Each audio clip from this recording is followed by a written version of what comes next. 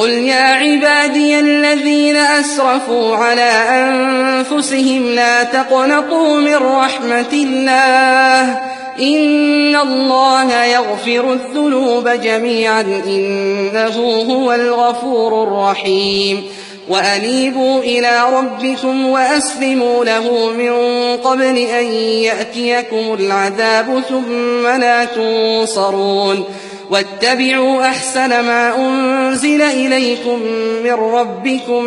من قبل أن يأتيكم العذاب بغتة وأنتم لا تشعرون أن تقول نفس يا حسرة على ما فرطت في جنب الله وإن كنت لمن الساخرين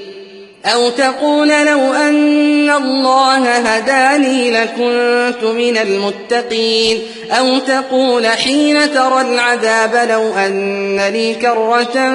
فأكون من المحسنين بلى قد جاءتك آياتي فكذبت بها واستكبرت وكنت من الكافرين